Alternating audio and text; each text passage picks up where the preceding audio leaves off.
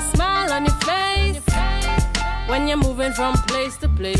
Good morning, good morning, morning, good morning, morning.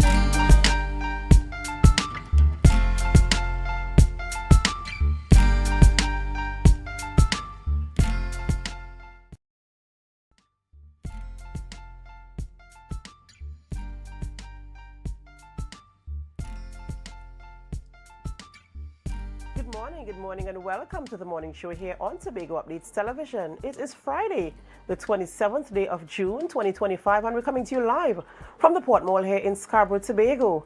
I am Adana Kambi. This is the day that the Lord has made, and we will rejoice and be glad in it. Good morning, and my name is Akinlabi Holder, and it's good to be here the last working day of the week. Adana, I think you told me yesterday that today will be the last working day of the month. Yes, it is. It's the 27th, I think. Hang on, let me calculate something here. I think we have one more day. I think Monday is the 30th. So that's the last working day of the month. But I mean, we can count today as the last. Because it's Friday, you're kind of winding down. And if you look at my pin today, my pin is a drink. So you're ready for them this Friday, so it's the end of the first half of the year. That's right, right. Isn't it amazing how quickly the year is running down? We got here. It really is. In record time. There are so many things that happened. Some of the things we even forgot happened, running down in this year. But we must give God thanks for life. He has sustained us and kept us. And there were so many things that in our own strength might have destroyed us. So we have to give God thanks and praise. And viewers, of course, we encourage you also to give God thanks for the life that He has granted you, the things that He saved you from, and the experiences He allowed you to have. So we're so happy that you're here. Of course, we're always happy when you choose us to make us a part of your morning routine, whether you are in your kitchen, whether you are in your garden or getting ready for work or school. We thank you so much for choosing us. We have a lovely show lined up for you this morning as per usual, but before we get into all of those discussions, we head on over to the news in 90 seconds.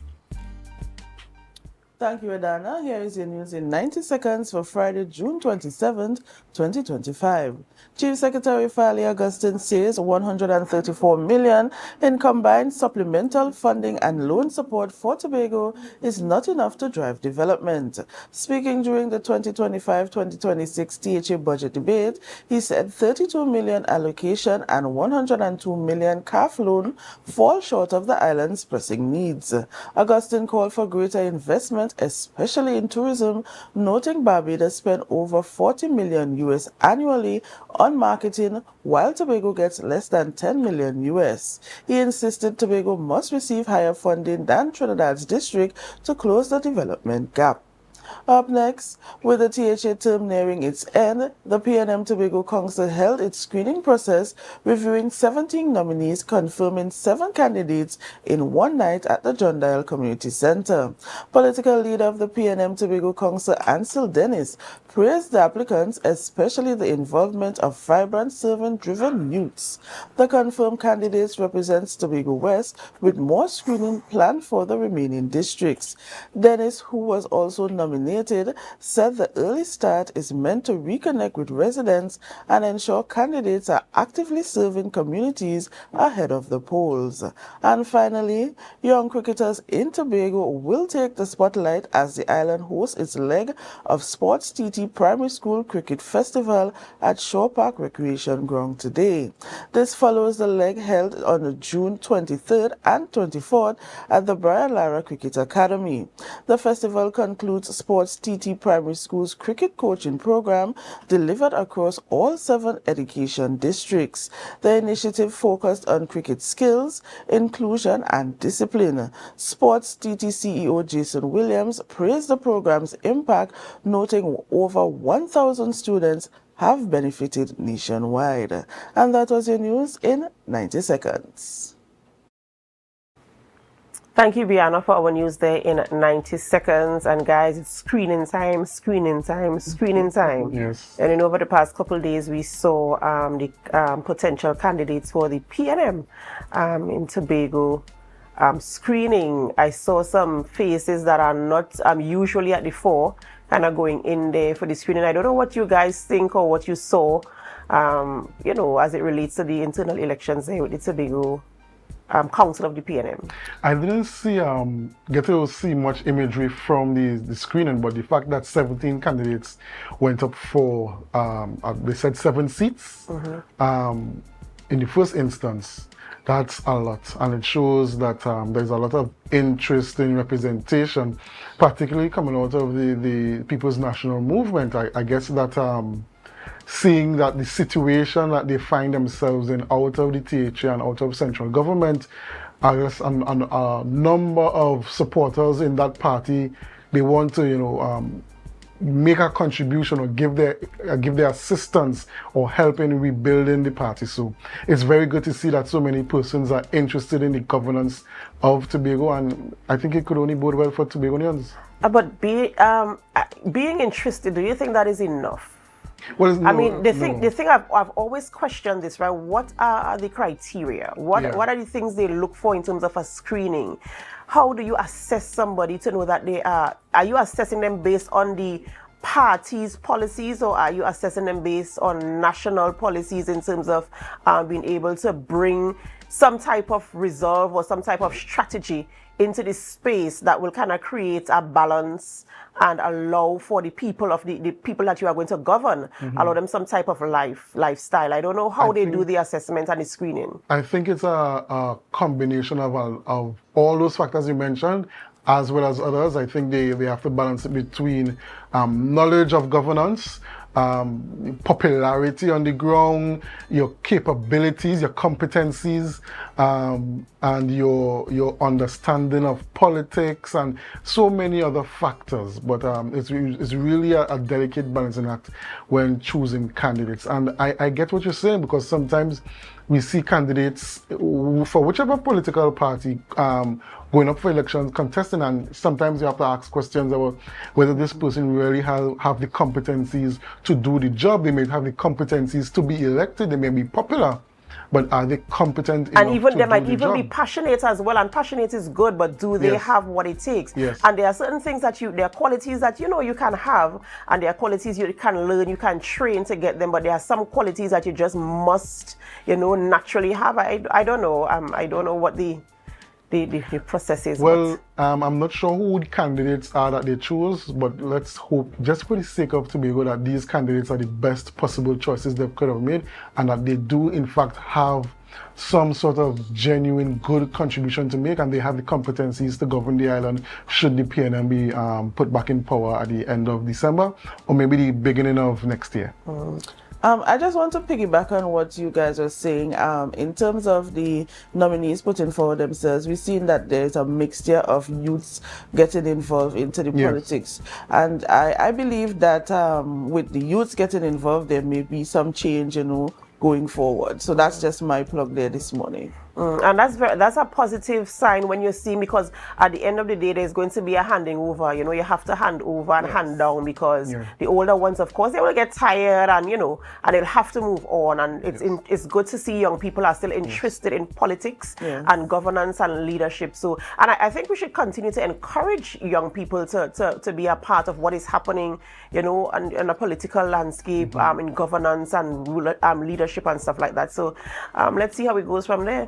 Yeah, one thing I have to give to you, PNM, as you all mentioned, the young people getting involved. One thing that the PNM is very good at is that sense of continuity within the party, passing on the baton and bringing up the younger generation into the party, into the politics, into matters of governance, whether it's in Tobago or the wider national governance.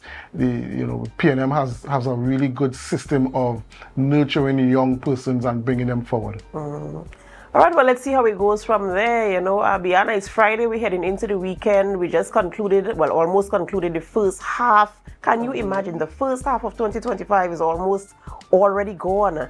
Where are we with our goals? Is this a good time to check in? Where are we with our goals? I believe it's a good time to check in, and I want to ask you, were you consistent for the last 6 months? Yes, I've been working on a specific project consistently, and I picked up a lot of pace in the last 2 to to 3 months thereabouts. So I can say, yes, I am doing pretty okay with that specific project that I'm working on. So I feel a little bit good about myself. I could pat myself on the back this morning. Awesome. All right. All right, Bianna, thank you so much for being here this morning. And we will see you again next week. In the meantime, do have a wonderful weekend and take care. Same to you. All right, ladies and gentlemen, it's that time of the morning where we celebrate with those who are celebrating. It's time for our birthday shout-outs.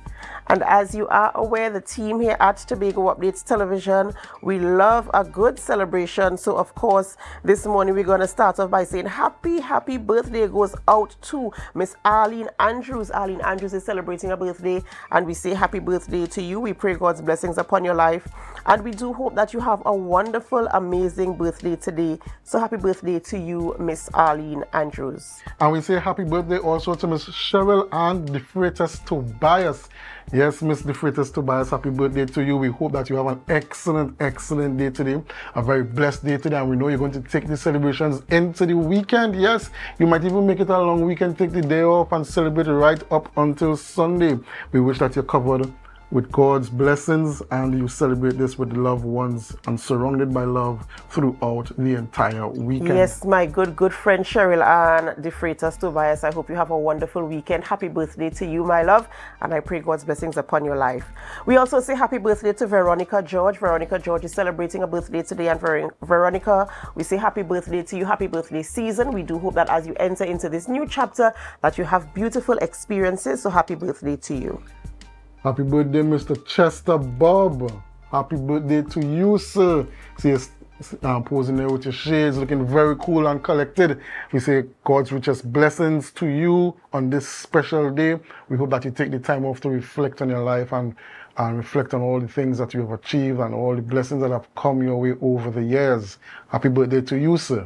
And we have an anniversary. We're celebrating an anniversary this morning. We say happy 60th wedding anniversary to Mr. and Mrs. Phillips, Mr. Randall Phillips and Mrs. Rita Phillips, from your children Reggie, Hans, Dawn and June Phillips, and grandchildren. 60th wedding anniversary. These people don't even look like if they're 60 yet, you know. So we say happy anniversary to you guys, and of course we pray God's continued blessings upon you. As you're a perfect example of striving in marriage and marital bliss and unity. And I'm sure not without your challenges, but we continue to pray God's blessings upon your life, and that you continue to shine your light upon the life of those you encounter. So happy wedding anniversary to you guys. And ladies and gentlemen, I know we usually say if we don't have your photos, we still celebrate with you. We still want to wish you a happy, whatever you are celebrating, whether it's a birthday, an anniversary, whether it is a migration, you plan a trip and you finally made it out the group chat and you're on the trip, we celebrate with you. But we have a very, very, very, very special celebration this morning. And we want to say happy birthday going out this morning to, tomorrow is the birthday and we want to do it early today. And we say happy birthday to our producer, Mr. Ronell Wood. Ronell Wood is celebrating his birthday tomorrow, and of course from the staff here at Tobago Updates Television, we say happy birthday, Ronell. Happy birthday. Ronell does not like me capturing videos of him at all, so he's always running, but we say happy birthday to you, Ronell. We really appreciate you and all that you do.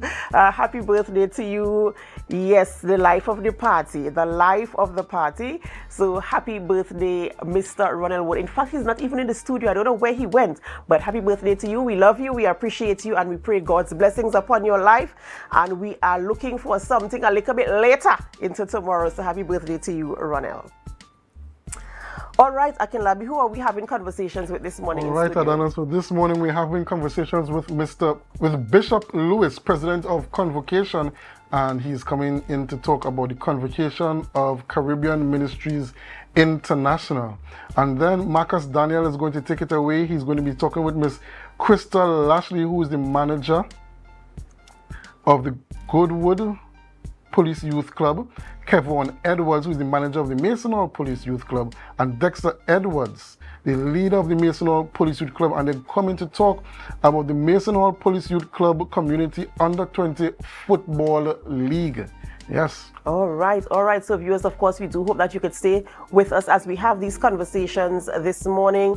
It's Friday, so of course, Marcus is going to be here as well to have the sports conversations with you. And we are just having a good time here in studio this morning. We're always so happy when you join us, when you are part of the conversation and you have your say. Remember, you can leave your comments on our Facebook live stream and our YouTube channel. And for those of you who are viewing on AMPLIA 102 or Flow 121 or 130, we welcome you this morning. Before we go for a break, we have some information for you this morning. The TPP Women's Council, they are hosting a cookout fundraiser rather.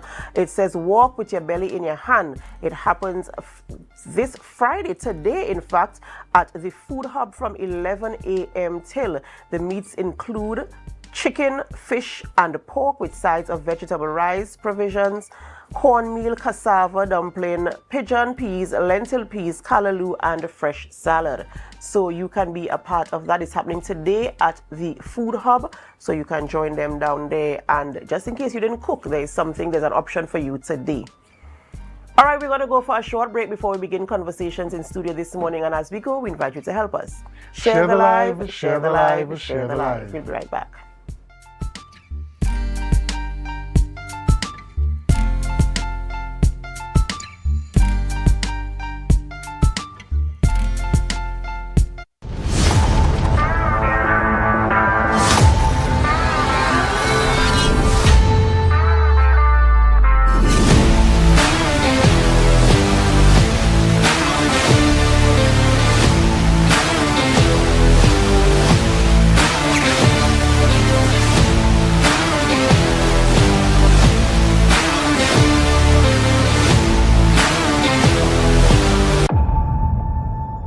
When the game is on, you don't want to miss the best moments. With AMPLIA TV, you can enjoy our ultimate sports package and watch your favorite games on the go. Stay connected and informed with sports news, scores, and stats with AMPLIA's fastest internet speeds. Up to 1 gigabyte fiber internet, you can stream riveting football action, cricket, NBA games, and much more. With AMPLIA, it's game on. Visit amplia.co.tt or call 800-4663. AMPLIA. Do more, live more. You think you know Premier League or Champions League football? What about international cricket or the IPL and CPL? How about NBA basketball? Well, now you can put your skills to work to earn some extra cash by betting on the games with TT Bet Arena. Simply go to our website, choose a sport you want to bet on, find the games, and place your bets. And with your computer or mobile device, you can bet from anywhere. Just go to ttbetarena.com, sign up for a free account, make a deposit, and start betting. It's that simple. You can even qualify for our $2,000 sign-up bonus. We also have horse racing, plus live casino games where you can bet using TT dollars. And check our new Tobago location at 7B Milford Road, Crown Point. For more info, call or WhatsApp 494-0634. TT Bet Arena, the #1 sports betting company in Trinidad and Tobago. Hello, New York. Are you ready to celebrate the essence of Crusoe land and the culture of Tobago? Well, get ready for Tobago Day in New York City, hosted by the Tobago Empowerment and Alliance Mission. Sunday, August 17th, 2025, Nazareth High School Courtyard, 475 East 57th Street, Brooklyn, New York, 12 noon to 8 p.m. We bring the Tobago vibes to the Big Apple. Live music, Tobago food, cultural performances, and family fun. So bring Tanty, Granny, the uncle, invite the whole neighborhood. Just bring everybody and bring your significant other too. Come celebrate Tobago Day in New York City, Sunday, August 17th, Nazareth High School Courtyard. But I forget to tell all you, it's we 10th anniversary celebration. For more information, call 929-327-7857 or check Team's Facebook and Instagram pages, Team Tobago Day.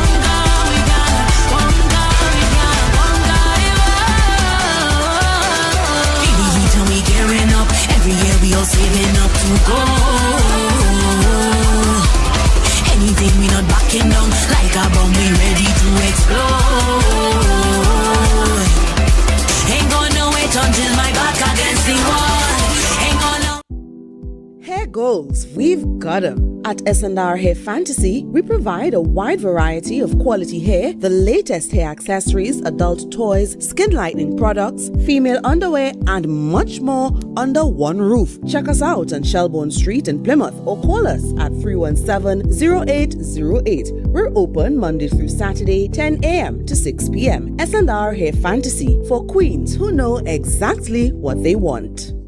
Quartz is well known as the Caribbean's largest retailer, providing consumers for generations with the very best products to enhance their homes. This year, we bring our expertise to businesses. Quartz Business Solutions will serve small, medium, and large companies with the very best products at the most competitive prices, backed by warranties and after-sales support. Hoteliers, office managers, restaurants, and so many more. Quartz Business Solutions, a brand of the Unicomer Group.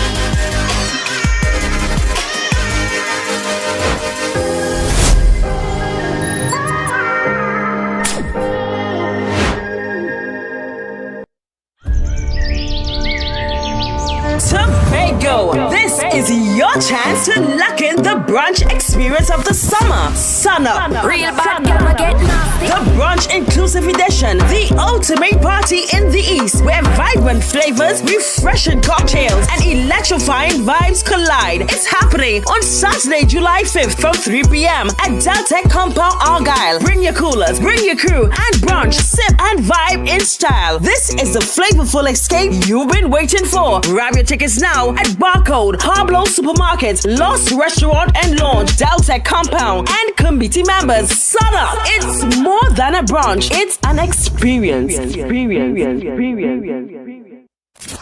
Dance Ensemble Tobago presents our signature event, Tobago Dance Sport Championship and Dancing with the Caribbean Stars. Lights, cameras, dance. Our 12th edition on Saturday the 12th of July, 5 p.m. The Shore Park Cultural Complex Auditorium. See our dancers, all ages, compete in waltz, jive, rumba, salsa, mambo, and much more. Our Dancing with the Caribbean Stars. Who will take home the Mirror Ball Trophy? Mrs. Takiana Ned Augustine, the wife of the Chief Secretary of the Tobago House of Assembly. Miss Lynette Louis, vocalist entertainer. Mrs. Cassandra Thompson Forbes, journalist and Tobago correspondent. Mr. Javon Carrington, founder and head trainer of Dosfit Studios, and Mr. Julian Skeet, administrator and former TV host. After show dance party with DJ Santa out of Trinidad. Early bird tickets, adults $200, children $75, and general tickets, adults $250 and children $100. Get your early bird tickets now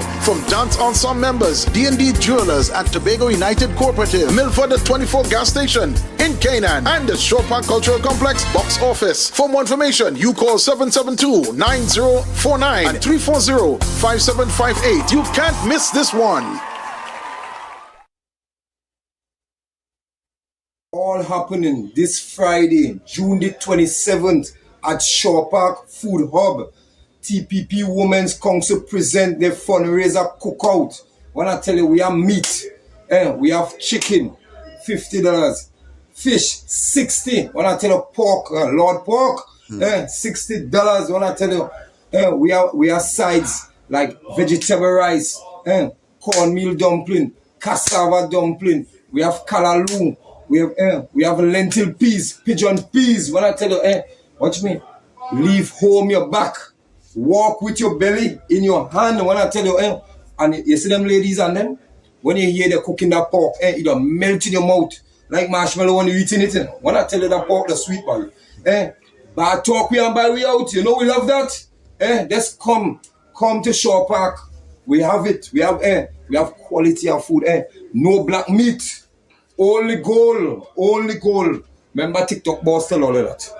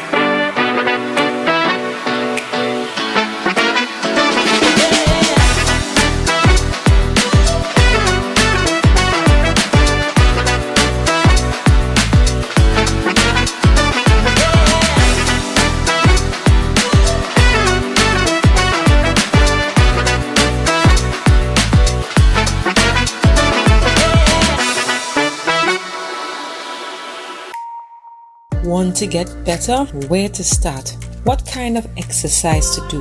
What to eat? How to get restful sleep?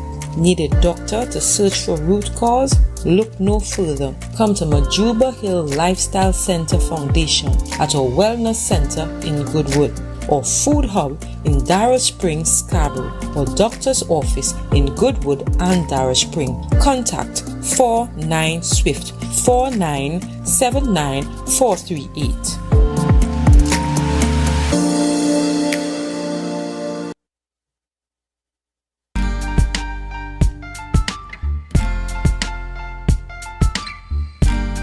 Put a smile on your face when you're moving from place to place. Good morning, good morning, morning, good morning, morning.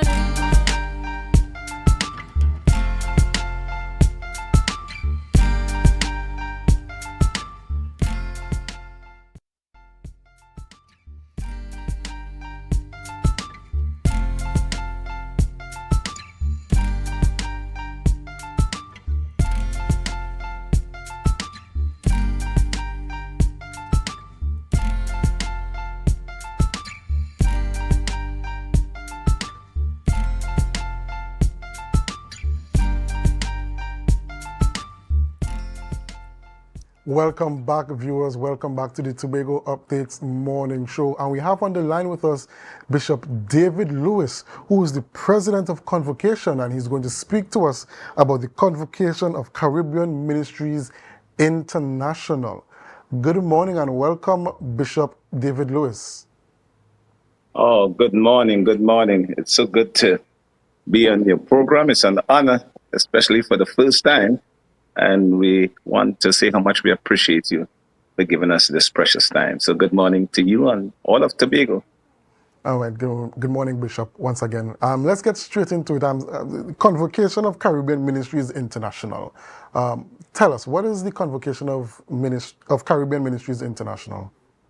Yeah. So Convocation of Caribbean Ministries International was birthed 28 years ago, where we saw there was a need for Caribbean integration. And when we say Caribbean integration, I'm not just talking spiritually, but I'm talking socially. People of God from all the different islands of the Caribbean coming together, that our voice will be heard. We were seeing that, as I said, the voice of the big names and was heard in the nations of the earth. So we wanted to give the men who live on the bank of the Demerara River.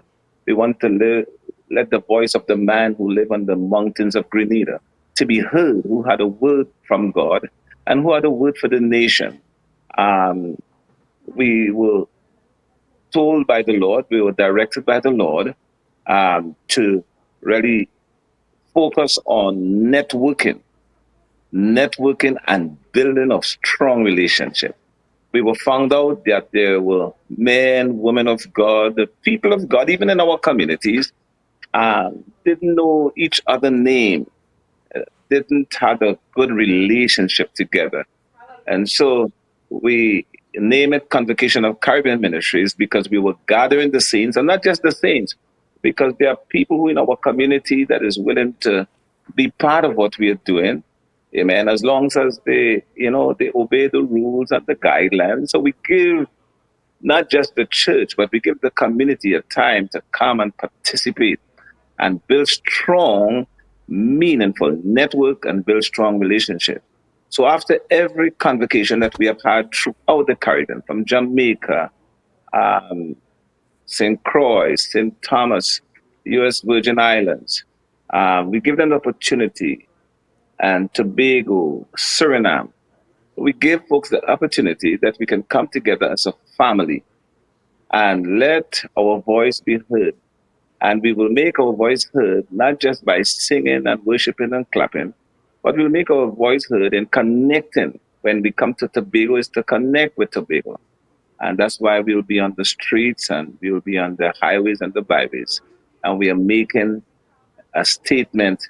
It's time that Caribbean integration become a reality and not just a byword. Yeah, so you sort of touched on the next question I wanted to ask you there. So you're having a conference in Tobago starting from tomorrow, right up until July the 5th. Just give us some more information in terms of the conference, what you all are going to be discussing in the conference, how many persons, how many delegates you expect, when will these delegates start arriving. Just give us the full rundown of what to expect over this next 7-day period. Right. So in the next 7-day period, they get delegates. Some of them are already there, just trying to prepare because we prepare our own meals. So they're there already. We have had to go in and get guests' houses. And we had to make sure that our Caribbean people, that they wouldn't have to pay extra cost and extra price. So we got the best deals for them. So some of them are there already, but the meetings really start on Sunday afternoon at the Esplanade, Sunday at 5 p.m. We are so blessed, and we really want to give God thanks for the House of Assembly, who have really accepted us and who have really invested in what we are doing. A few Caribbean nations have done that. But we really want to thank God for the reception of the Tobago House of Assembly. So we start at the Esplanade on Sunday at 5 p.m. in the afternoon, Sunday at 5 p.m. Also, we want you to know that the convocation is geared for the whole of Tobago. The man on the street, the man in the liquor shop, whoever you are, we are there. We are there also to present Christ to you, the hope of our nation. And therefore, our theme is love in action. We're going to demonstrate that love. So we start on Sunday, and that opening session, we call it a official session, where we invite the government officials, we invite folks in the community. We give an official invitation, the pastors, the churches, and it starts at 5 and it finishes at 8. It will finish at 8 on Sunday. The day sessions start from Monday morning. All right. So Monday morning, our day sessions start at Pastor Ramdale Church there in Tobago. And the day session is not a session where we will just teach in Bible. We will not just be only touching on the Bible. We are Bible-based, but we will be doing a healthcare session. Amen. Where the community people will come in, our delegates will come in, and we have the doctors from Tobago who will be doing a particular workshop. We do workshop on finances. We do workshop on child abuse. And these are the type of workshop that we are doing to educate our people into how do we deal with our present situation. So we start our workshop on Monday and we finish on Wednesday. We give the delegates 2 days, the Thursday and the Friday, to enjoy Tobago. So they will be spending some of their money, amen, from Guyana. Folks are coming in from Brazil. Folks are coming from the US, from Canada. More of the folks is coming from Guyana and Trinidad, Grenada. So we give them the opportunity to enjoy Tobago on the Thursday and the Friday, because we are saying that we want to address the issue of the whole man. Right. And Bishop Lewis, just tell us what some of these workshops would entail. You said the workshops will be starting on Monday. Just tell us what some of these workshops would entail. Is it training? Is it evangelism workshops, so forth? Yes, our workshop already entail training. We are focusing on training. And that's the reason why we have chosen to do healthcare.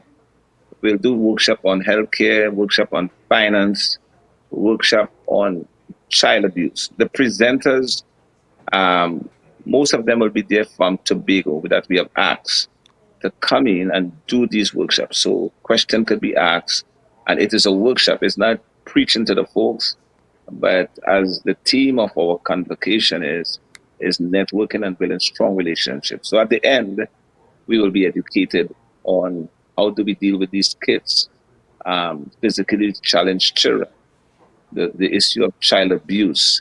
There's some issue of violence and stuff in our land. So these are the issues that we will be dealing with.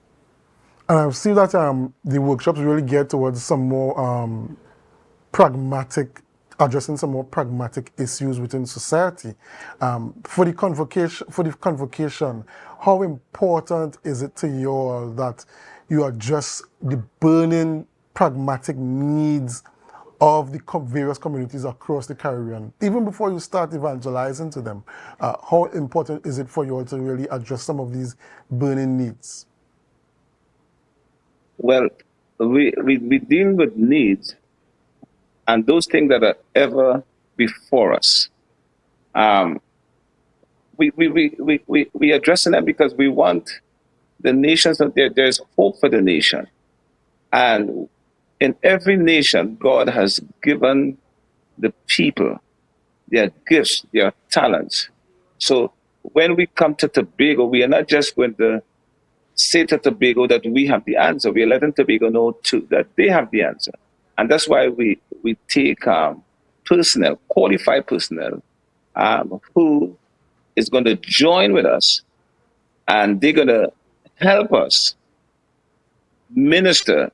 And when I say minister, help us to identify the issues and how do we deal with it, what kind of resources, because if we're going to deal with the issues, there must be an investment to bring what God is saying or bring the solutions to the problem. So we are coming to Tobago, and when we come, we are not coming with all the answers. We believe that Tobago will also help identify to us what is happening in this particular geographical location. And then it is not just a one-time stuff. We will continue to work along with the pastors, work along with the community, and see what way we can serve or we can assist that community, that church could be all that God desired them to be. So we are really not coming to say that we have all the answers, but we are coming to say that together with Tobagonians, Trinidadians that we are working with, amen, we will allow God to use us in whatever way to bring to pass His word in the life of His people. And Bishop Lewis, I know across the Caribbean and really and truly across the entire world, we've seen a really serious degradation of society and morals and morality. What role do you see the church in really be intervening in society and redeeming society, to say the least? Yeah, man. And I'm glad you asked that, because I think, first of all, the church have to recognize that for the moral fabric of a society, that there's a responsibility that lies upon the church. Because sometimes we want to put it on the government. And I know the government have a part to play. Governments, they are responsible for roads, for utilities, for healthcare, for education. But as we read the scripture, the church is really responsible for the moral fabric of the nation. All right? So the thing that we believe, and we have to say it openly, the challenges is with the church. Because if what binds the people binds us, we would not be able to deliver them. And let me simplify that. If the people are cursing or cussing, and we are cursing as the church, it's who delivering who. If they are drinking and we are drinking, who delivering who?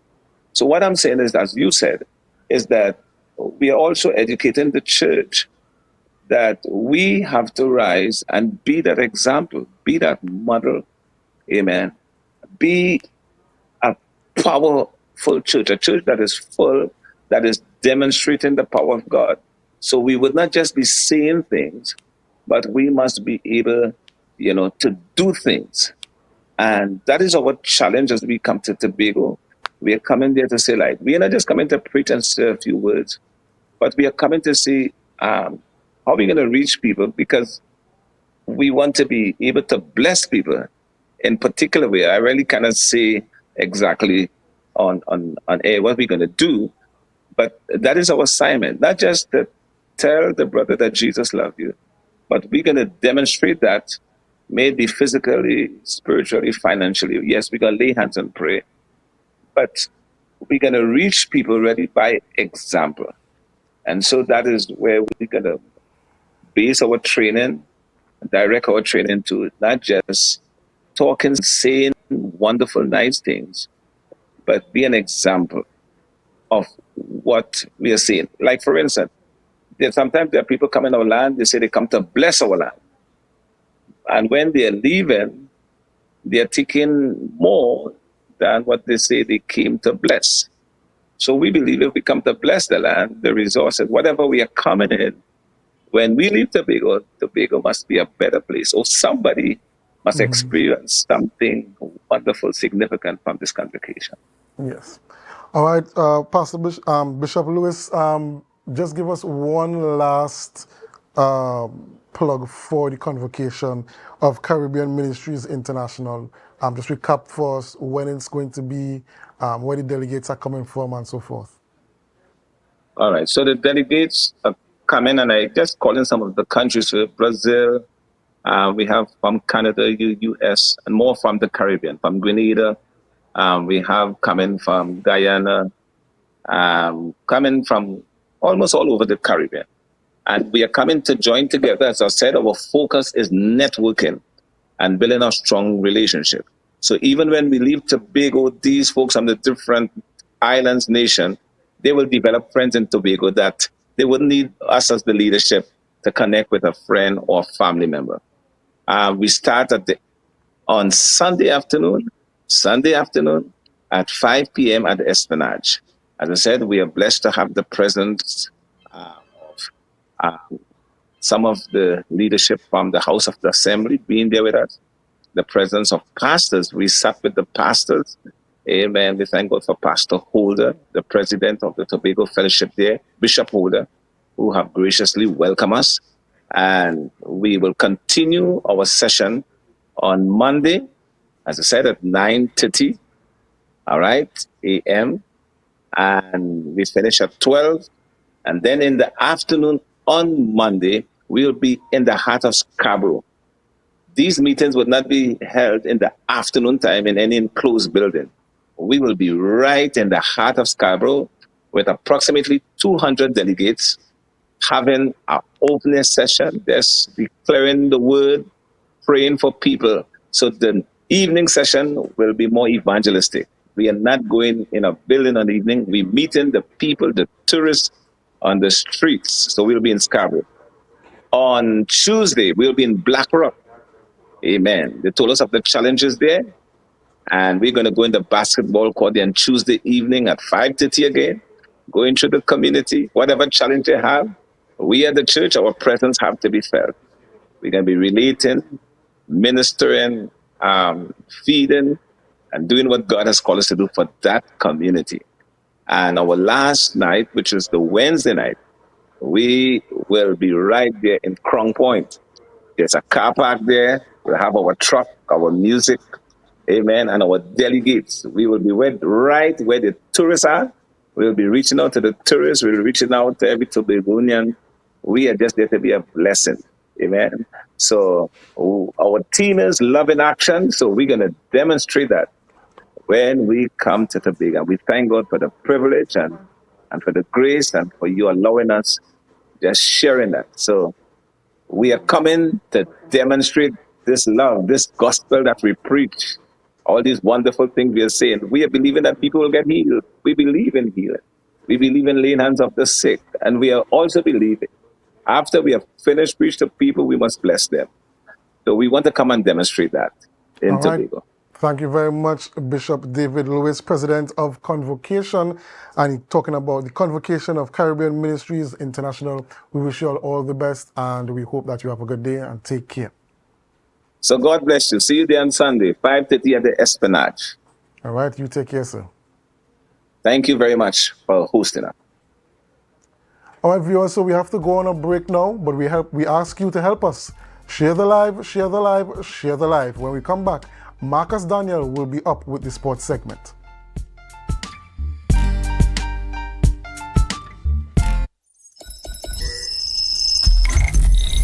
Welcome to Tobago Glass Supplies. innovation meets excellence and service reigns supreme. Well, I want a proper window for me house, yeah? I want no shake thing in my place. Our commitment is simple: to provide high-quality, innovative aluminum, vinyl, and glass solutions for both commercial and residential spaces. We get one wall on the side and we get one hole. You can put a window there, invent something, a window for put there. At TGSL, we don't just meet needs, we exceed expectations. Our range includes the finest aluminum cladding options, setting new standards in durability and style. Well, me meet ya. Me don't know who I'm talking to, but my cousin Tofina tell me for call all you go get proper thing for put there. Me don't know. Driven by our passion to elevate, we aim to be the leading supplier in the Caribbean market while retaining our identity as a family-owned business. Driven? No, I ain't driving. I get a bus ticket. One of me pick me them go drop me down there. Must bring me down there. Russo Trace Springer down by the place down there. Because at Tobago Glass Supplies Limited, it's not just about products, it's about relationships. It's about you. It's all about me? Who's your family? You know Edna and Dorka and them, you know them, but you resemble them Edward boy and Edward people them you. Tobago Glass Supplies, Russo Trace Spring Garden, telephone number 639-6266. Innovation, quality, service. That's Tobago Glass Supplies Limited. Are you in a dispute with a registered investment service provider of the TTSEC? Or maybe you're the victim of an investment scam? You can lodge a complaint or submit an anonymous tip to the Trinidad and Tobago Securities and Exchange Commission.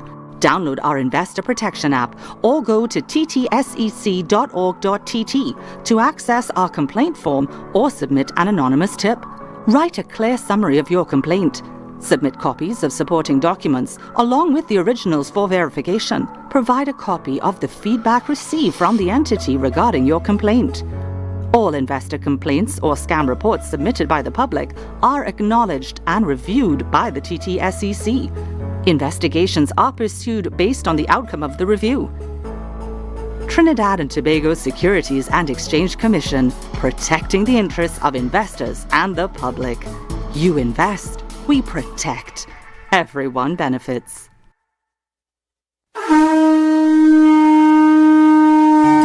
Hello, New York. Are you ready to celebrate the essence of Crusoe land and the culture of Tobago? Well, get ready for Tobago Day in New York City, hosted by the Tobago Empowerment and Alliance Mission, Sunday, August 17, 2025, Nazareth High School Courtyard, 475 East 57th Street, Brooklyn, New York, 12 noon to 8 p.m. We bring the Tobago vibes to the Big Apple. Live music, Tobago food, cultural performances, and family fun. So bring Tanty, Granny, the uncle, invite the whole neighborhood. Just bring everybody and bring your significant other too. Come celebrate Tobago Day in New York City, Sunday, August 17th, Nazareth High School Courtyard. Oh, hey, I forget to tell all you, it's with 10th anniversary celebration. For more information, call 929-327-7857 or check Team's Facebook and Instagram pages, Team Tobago Day.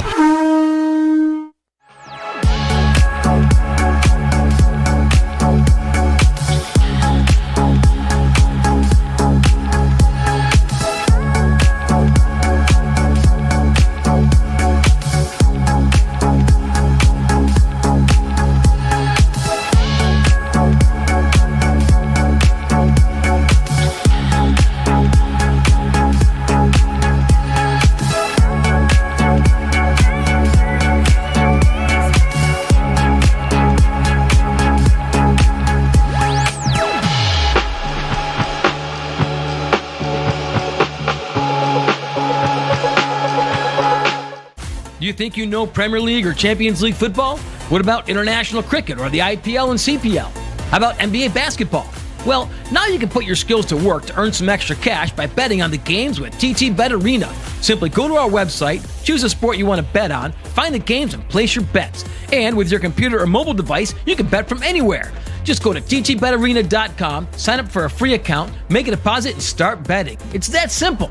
You can even qualify for our $2,000 sign-up bonus. We also have horse racing, plus live casino games where you can bet using TT dollars. And check our new Tobago location at 7B Milford Road, Crown Point. For more info, call or WhatsApp 494-0634. TT Bet Arena, the #1 sports betting company in Trinidad and Tobago. Dance Ensemble Tobago presents our signature event, Tobago Dance Sport Championship and Dancing with the Caribbean Stars. Lights, cameras, dance. Our 12th edition on Saturday the 12th of July, 5 p.m. The Shore Park Cultural Complex Auditorium. See our dancers, all ages, compete in waltz, jive, rumba, salsa, mambo, and much more. Our Dancing with the Caribbean Stars. Who will take home the Mirrorball Trophy? Mrs. Takiana Ned Augustine, the wife of the Chief Secretary of the Tobago House of Assembly. Miss Lynette Louis, vocalist entertainer. Mrs. Cassandra Thompson Forbes, journalist and Tobago correspondent. Mr. Javon Carrington, founder and head trainer of Dosfit Studios, and Mr. Julian Skeet, administrator and former TV host. After show dance party with DJ Santa out of Trinidad. Early bird tickets, adults $200, children $75, and general tickets, adults $250 and children $100. Get your early bird tickets now from Dance Ensemble members, D&D Jewelers at Tobago United Cooperative, Milford the 24 gas station in Canaan, and the Shore Park Cultural Complex box office. For more information, you call 772-9049 and 340-5758. You can't miss this one. Rotisserie, mouth-watering fries, salads, combos, and specials galore. Feeling for something to eat? Come and see. Our rotisserie is seasoned to the T. Kicking chicken, masala, and jerk roast. Crispy fries made from scratch. Who do you know can beat that? Or salads freshly cut and packed. When you taste it, you'll be wanting to come back. So come check us out on number 2 Robinson Street, Uptown Scarborough, Tobago. We open on Saturday nights from 7:30 to 11:30 p.m. Monday to Thursday, we're open from 10 a.m. to 9:30 p.m. and on Friday, 10 a.m. to 4:30 p.m. Contact us at 772-7443 and all social media handles at The Rotisserie Factory. So guys, there are some new developments in housing in Tobago. So it's goat racing time. This is 116, the show that keeps you in the know with all things Tobago House of Assembly. Each week, 116 delivers a fun and engaging overview of the latest developments, achievements, activities, and events of our dynamic assembly. So join me. Let's dive into the Tobago House of Assembly's Week in Review right here on 116.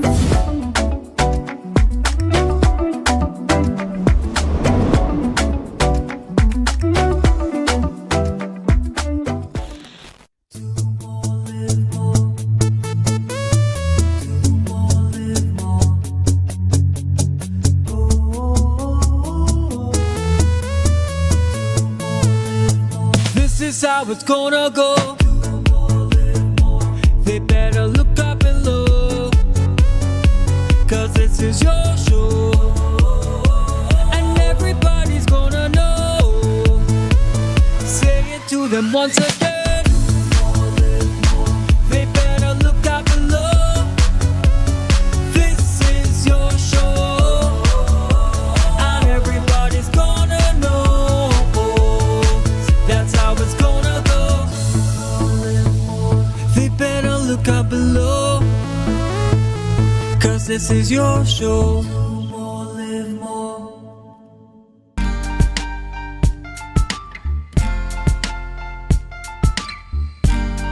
Put a smile on your face when you're moving from place to place.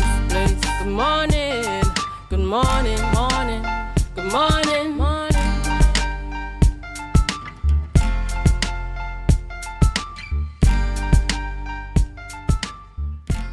Hi viewers, welcome back, and of course, thank you so much for staying tuned to Tobago Updates Television. It's Friday, 27th June, and we are into the sporting segment. So this morning, we're going to be talking to the Mason Hall Police Club, and it's all about their Under-20 Community Football Tournament. The final, it takes place this Sunday, in the community of Mason Hall. And on set with me this morning, I have the man in charge of that Mason Hall Police Recruit, Mr. Dexter Edwards. And I also have a manager. I mean, sometimes he's a cricketer, Sir Kevin Edwards, and of course also Miss Lindsay, Crystal Lindsay, manager of Goodwood. So we have Goodwood and we have Mason Hall in the final, Mr. Edwards. Yes, sir. All right. Let's talk about the league first before I get to Lindsay and Edwards about bantering who's gonna win the final and all these different things. Just tell me about the league itself. Okay. One of the the major concept behind the league is really getting young persons engaged, right? And we wanted it to be more community focused. That was the key thing about it. Again, this camaraderie in the community. What I also heard is the first time that that our community league has just catered for under 20 for youth. Yeah, even TFA. I can't think Tobago Football Association would have had a youth-oriented league, and normally it's for seniors. So as someone in sports, this is the first time I'm actually hearing of a under 20 community league in that sense. So kudos to the Mason Hall Police Club. Right, and the thing is, a number of teams wanted to get involved, but based on resources and something, we could only cater for like 8 teams this time. So we had them in 2 groups, and to actually spread it out in the communities, we had games catered for table piece in Lescato and Codler Hall to spread it out. So we didn't want to be celebration and hold everything in Mason Hall, right? Unfortunately, Codler Hall field couldn't facilitate the game, so the games was actually played at Lescato and Mason Hall. Right, and I have to thank the teams for the overwhelming interest. Right, we had no problems in getting the 8 teams that we were actually looking for. Right, and what is great is that we have seen the positives of the tournament because we have seen a lot of school coaches coming and watching the league to look at their players. Scouting. Right, yeah, and also looking at how their players will develop. I think from listening, to all the comments, it also gave these schoolboys a little practice before the actual school league coming up. Yeah. And it was really great, to see these guys in their own space, among their own selves, competing together. It was really nice. And from the start to now, we have seen the growth. And what's amazing to me is that they were actually training. A lot of times, sports in Tobago, team just show up and play. But these guys were actually training. So, it shows that, there's other positives that actually came out of the tournament. Yeah, and who are the 8 teams? Okay, it was Goodwood and Mason Hall in the finals now. We'll get to this. Right, we have Golden Lane and we have Northside Combined Rising Stars. They are in the 3rd place playoff also on Sunday. We also had Codler Hall. I can't remember those 5 Patience Hill, Mount St. George. Yeah, I think those. So we're basically village teams, not just clubs, communities, not clubs, but teams coming from a village and participating. You must come from a community. From a community, and what 11 aside, what 10 aside. 10 aside. Yeah. Okay, and you have to be under 20 to participate. Yes. Any females involved or just strictly? No, strictly males. Strictly males. And what was also interesting that we are actually looking at giving them as much exposure as possible. So we had actually approached the national under 20 coach to give the MVP in the league opportunity for trials, with the national team.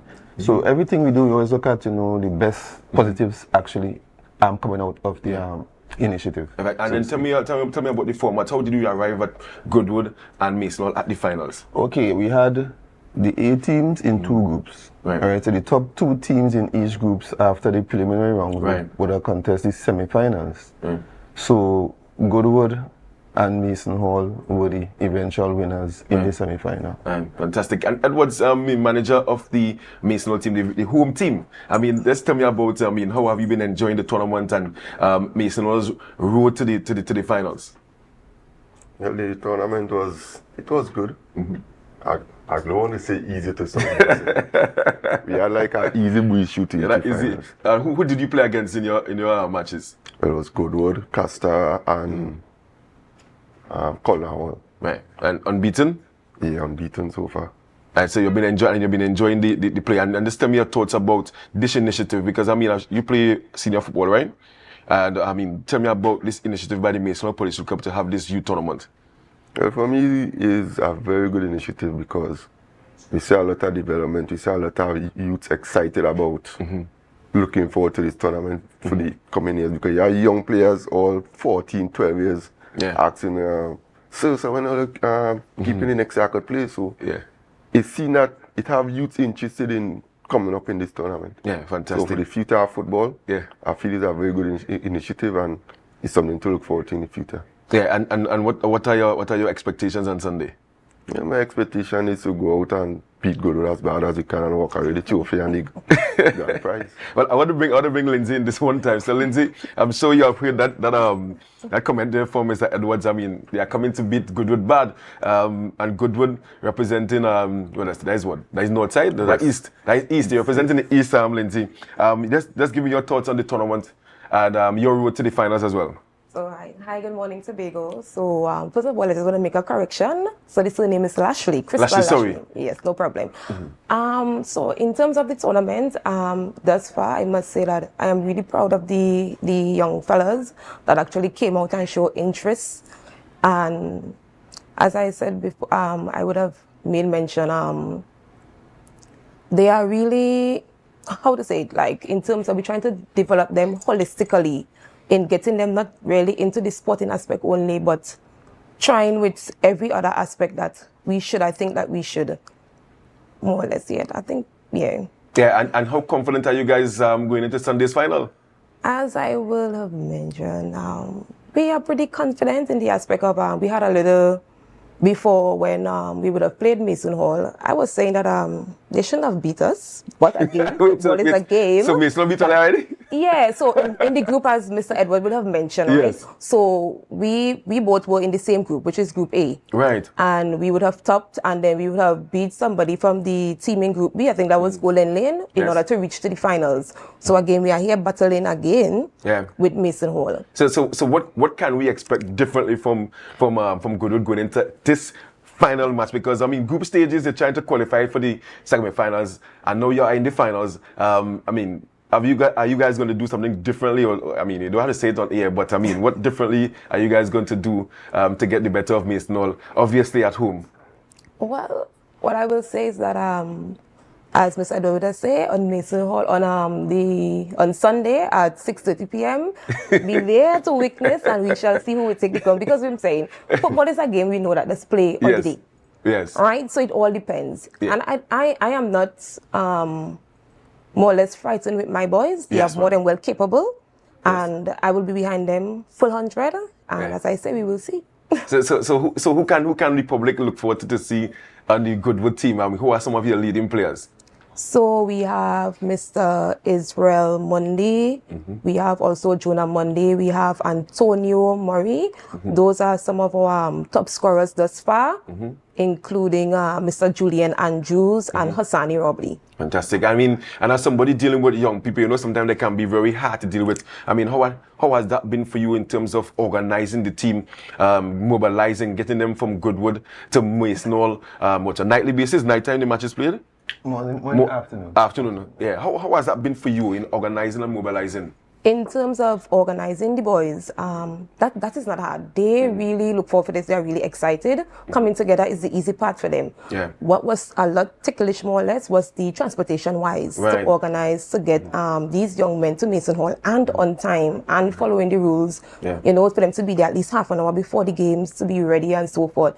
It was a little bit challenging because, as we would have said, we don't have access to transportation. We would have used members from the Police Youth Club, who would have, more or less volunteer to transport, right? Yeah. So sometimes we may be going on a van back ride. Some of them we may have been, you know, the carpooling, thus far, Yeah, and I expect the whole of Goodwood to be there on Sunday to support the Goodwood youth. I mean, and Kevin as well. I mean, you didn't have all that challenge. You just had to walk to the ground. Yeah, well, I had few challenges in the aspect as after the games I have players from Roxburgh. Oh, right. And I have players from Plymouth, so I had to make sure because I can't leave them on the field. Stranded after the game. So it was a kind of, after the game I had to run tongue. After I took the one. A real manager boy. Yeah. Can't leave the youths behind. I had to make sure everybody knew. 10,000 at stake. I mean, if it so happened that you win the title and $10,000, how are you going to divide this $10,000? Or what are you going to do with $10,000? You're going to start an academy? What are you going to do? Well, I wouldn't start an academy because $10,000 carry this and that. So whenever buy some we win, we shake up among the youths and then they get some who are to buy a boots, who are to do this, you know. There's youth, they ain't working, they go happy for the little change in their pocket. Ah, nice man. I'm excited. What as a flyer would have indicated there, Assemblyman Natisha Charles Pantin as a patron of the event. I mean, tell me about her involvement in the event. Well, I have to say kudos to her. Right. Because, you know, she have heard us, you know, talking about the idea and you know, she immediately you know, got interested because she saw the aspect of community and youth involvement. You know, so that was up her alley. So she had no problem, no hesitation in terms of supporting the initiative. Fantastic. And then as well to wrap, tell me about Sunday's event. I mean, just to have 2 games of entertainment. What can the public expect on Sunday? Right, so we will have entertainment. It's a little secret. Right, but we definitely have some entertainment. We try to make, you know, the event as glorious as possible because, you know, we really appreciated, you know, the participation of the teams and what they did. Yeah. So we are going to have some exciting things on Sunday. Yeah, and what time we're starting? Who are the teams playing the 3rd place? And obviously we know Goodwood versus Mason for the final. Who are the teams playing the 3rd place? So we have Northside Rising Stars, which basically make up of communities from Palative to Lansome and Golden Lane. So they'll be playing Golden Lane in the 3rd place. So that's scheduled to start at 5 p.m. And the finals will start at 7 p.m. And the venue is? Elizabeth Dennis Beard Grounds in Mason Hall. So outside of the team prizes, because I saw 10,000 first prize, any other individual awards to expect as well? All right, so just to run through the prizes quickly. Well, before we got to this stage, there was the knockout competition. All right, so tell me about that. So you have to say congrats to Mason. So they have easy boy. So you're looking for the double. They're looking for the double. Yeah, so they have played unbeaten so far. Right. And so they won $3,000 in the knockout. That was a knockout competition. Did they defeat? Who did the guys defeat in the finals for the knockout? Castor. Oh, so Castor didn't make it into the league aspect of things. Right. I mean, home team, what's it's happened. No, but now because because the league was officiated by the official Tobago Referees Association. So those people may want to say, okay, it might be biased me, so for the shoot club this now is not the case. This is sport, you'll always get that. Right, so they have basically played unbeaten, and I must say, well, 2 of the better teams in the league had made the finals. They had a very close contest the first time, 2-1. 2-1, right. Right, so, and I know Miss Lashley secretly strategy. Yes. I mean, the good thing is that they would have played each other before. Yes. So obviously they would have gone back to the drawing board, and we should expect a really good final on Sunday. No, and I'm going to have a very strong team, so it's not going to be no walk as my friend here want to suggest. I like that. I mean, you have to be confident, right? Right. And I think the main things we looked at to the games were basically played on Sundays, so there was no stress for the teams, you know, to really get there. Yeah. And the second prize knockout was $1,500 in the league. The top prize is $10,000. The second place is $6,000. $4,000 for the third place and $2,000 for the fourth place. Good funds, man. Good funds. Right. And they had to pay to register? Yes. Okay. It was minimum. The main thing in this competition was really youth engagement. Yes, so it was very minimum. I think it's the cheapest league in Tobago. So, but already you have impacted because 8 teams, and how many players they had to register? All right. I think some teams have as much as 25, 26 players. So, 25 by 8. That's, I mean, close to 160, 170 players in total. Young players participating in a league. Against their peers, because we have seen in the senior competition, we have our young players playing with big men. Yes. And it's good to see that we have a youth-oriented competition. And you mentioned that you have players from all over Tobago, Roxborough and all them different places. So it bringing communities together, if you want to put it that way. Alright, well, what we did, you know, to make it easier for some of the communities is that we allowed them to have the maximum 5 outside players. Oh, that's so. But the core of your team from your community. Yeah, okay. So they were allowed the maximum 5 players from outside the community. Yeah. Right. Community engagement. I mean, fantastic work by the Mason Police Youth Club. I mean, what else have you guys been up to? Alright, to mention that, well, we competed in the entries national junior championships. That's in track and field last weekend. Yeah. And we came 5th out of 49 clubs. Right. So we are proud of that. Top 10. All right. Next weekend, next weekend we are actually having our annual sports in Trinidad. We had to go to Trinidad to Hazy Crawford Stadium. This time, so it's very challenging. Right. But it's going to be an experience as well. Yes. We appreciate challenges. Because, the Dry Chalk Stadium right now is not track and field friendly, so we have to actually go to Trinidad.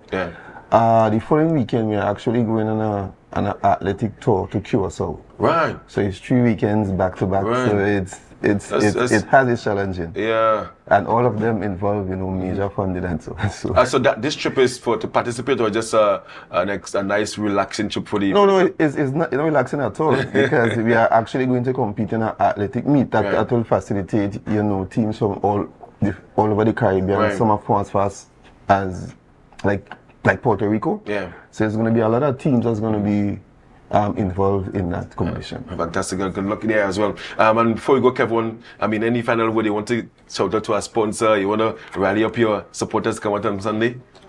Yeah, I just want to encourage all the communities to come out, even the teams that didn't make it to the finals or the semi-finals. Right. I still hope to see them on the day. Yeah. Come on, support, see how the league ends. Yeah. I want to thank everyone that supported the Mason next gen team so far. Yeah. All the sponsors. I also want to say best of luck to Goodwood on the day. A fair, clean game. Yeah. And let me come out and have fun. But I didn't shout out to your players. What are some of the players we should look forward to from Mason Hall's team? Well, it have the captain, Mr. Kendall, Kylan Devines. It have Jelani Johnson, Varel Wilson. They have Daviel Thomas, with known as Spongy. Spongy, man. Yeah. The goalkeeper, and Naomi Walker. He's a Castar man. Castar all the time. Yeah. It have a very, it have my top leading goal scorer so far, Malik Wilson. How many goals he's on? I think it's 4 or 5. Okay. Yeah. Fantastic. A well put together team. And Mr. Lashley, any final words? You could be brave and say you're going to mince him up. You're going to mince him up on Sunday. So as my colleague would have said before, I just want to say all the best to Mason Hall. Must say congratulations and all the best to all the teams that participated. Trust me, they did a really good job for the young people. And also I just want to take this time to say thanks to our sponsorship such as JW Sports Store right on Portmore here. We have Mr. Jeffrey Hazard, we have Miss Dani Job, we have Akani's Otto. We must say thank you so much, and we look forward to you guys to come out and support us on Sunday, and let's see who will take the trophy. Fantastic. And Dexter, before you go, any final word? No, don't just say it. She's very quiet. Trust me, she's quietly confident. She's confident.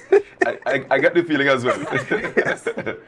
Right, but I mean, for our first time, I really want to thank the members of the club who would have really, gotten behind this process to make it very efficient. We really have to say thank you to the Tobago Football Referees Association. Yes. They have done a fantastic job. You know what I mean? So we have to really say kudos to them too. And a league like this couldn't run without sponsors. Yes.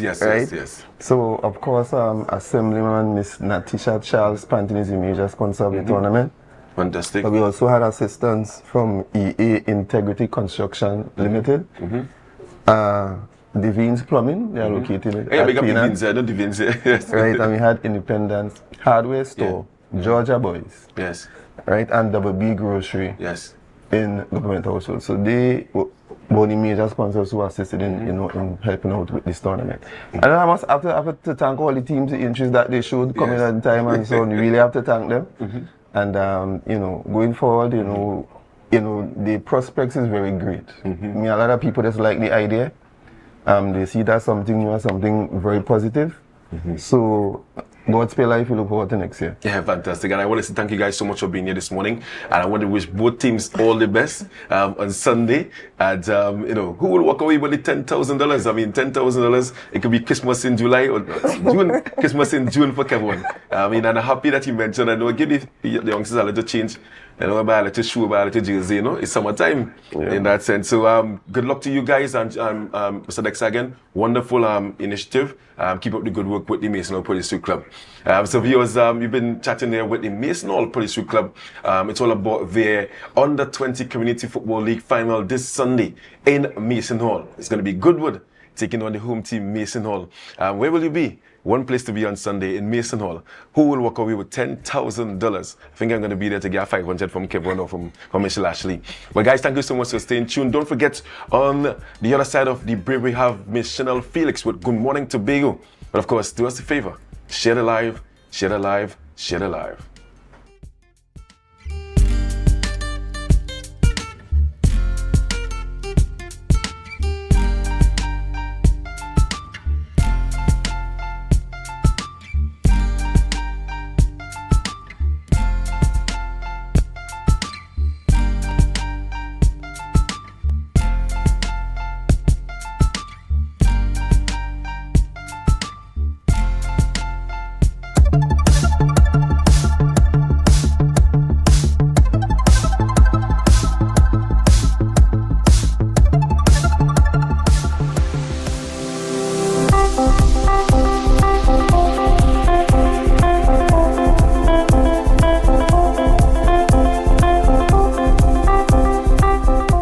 Pertaining to the primary preliminary, the training session is to just ensure that the students are aware of what the procedures of the sittings are. That is how they address the chair upon arrival, how it is that they address the chair when they leave, that they are familiar with the standing orders that they need to use, that they are aware of how the sitting flows from the time a motion is moved, from the time a motion is proposed, and from when the question is put and voted upon.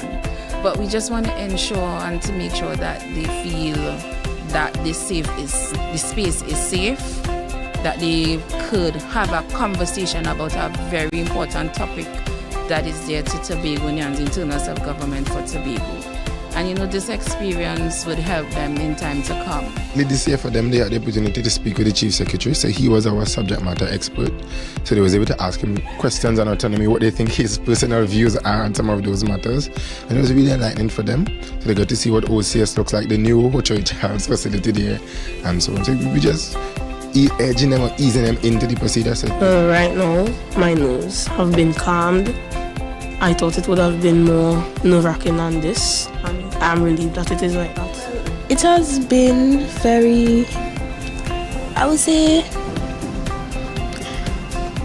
new, because I'm not accustomed to this, but I'm getting to know things about the house, and I really enjoy it at this point in time.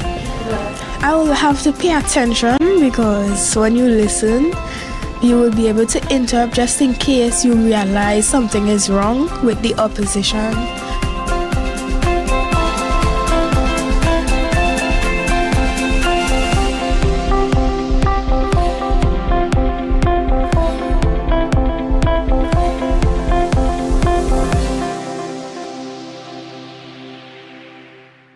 That was a production of the Department of Information, Office of the Chief Secretary, Tobago House of Assembly. You're viewing Tobago Updates Television, your exclusive gateway to Tobago, broadcasting the beauty of this island paradise to the world.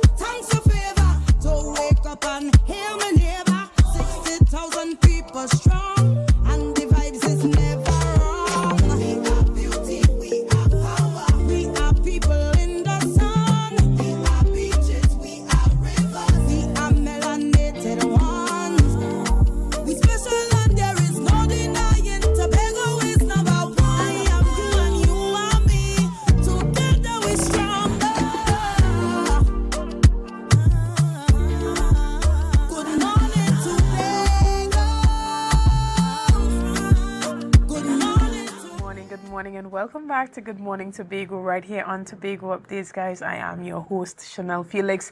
And you know, whenever you see me sitting here, it's because we're about to have those conversations that you want to have while I ask those questions that you want asked. But before we get into this morning's interesting topics and conversations, let's have our news in 90 seconds. Chief Secretary Ali Augustine says the $134 million in combined supplemental funding and loan support for Tobago is not enough to drive development. Speaking during the 2025-2026 THA budget debate, he said the $32 million allocation and $102 million CAF loan fall short of the island's pressing needs. Augustine called for greater investment, especially in tourism, noting Barbados spends over $40 million annually on marketing, while Tobago gets less than $10 million. He insisted Tobago must receive higher funding than Trinidad's districts to close the developmental gaps. Additionally, with the THA term nearing its end, the PNM Tobago Council held its screening process, reviewing 17 nominees, confirming 7 candidates in one night at the John Dial Community Center.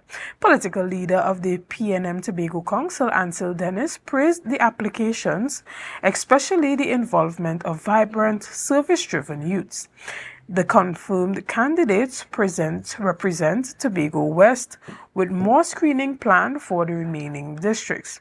Dennis, who was also nominated, said the early start is meant to reconnect with residents and ensure candidates are actively serving communities ahead of the polls. And finally, young cricketers in Tobago will take the spotlight as the island hosts its leg of the Sports TT Primary School Cricket Festival at the Shore Park Recreational Grounds today. This follows the Trinidad leg held from June 23rd to June 24th at the Brian Lara Cricket Academy. The festival concludes Sports TT's primary school cricket coaching program, delivered across all 7 educational districts. The initiative focuses on cricket skills, inclusion, and discipline. Sports TT CEO Jason Williams praised the program's impact, noting over 1,000 students have benefited nationwide. And that was our news in 90 seconds. Guys, this morning I am thanking you so much for staying tuned and, being a part of our conversation. And this morning we are chatting with Assemblywoman Natisha Charles Panton, good morning, who is also the Secretary for Food Security, Natural Resources, the Environment, and Sustainable Development. Now, there's a lot that's happening. There's a lot that's happening at the divisional level, at the district level, and we are seeing that preparations are happening for the next THA election as we near the end of this first term in office. And as we start off the discussion this morning, how has it been for you? Do you feel like that time has flown by and you can't believe that you're heading into election again, or it just started to feel like, okay, even without looking at the clock, there's just this internal feeling that something is coming? How do I feel? All right, so good morning everyone. Good morning to Bagatelle Bacalet. I can't explain my feeling thoroughly, but I'll tell you this. Because my personality is always one that I'm prepared. I'm not nervous about anything. I have been consistent, even in times of little, right? Which is a very long time, 3.5 years of little. I have been consistent, I've been visible. So I just think that is just a natural part of life, being assessed frequently. I mean, even in school, you get assessments, So I just think the 4-year term is approaching us and we'll be assessed according to the resources that we got and how much we were able to be part of the community. And that's it. Yeah. They say heavy is the head that wears the crown. And in this 2026 budget presentation, we've heard a lot about using agriculture to anchor the economy and use it as a tool for economic growth. Yes. There are some goals in terms of increasing GDP and increasing local productivity.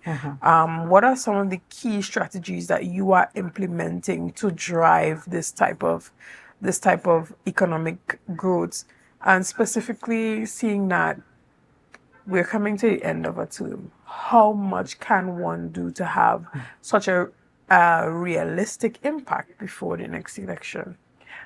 Well, given that agriculture was almost at zero in terms of every area, and given that when I got in there, we had no money, we were in the minus in terms of development,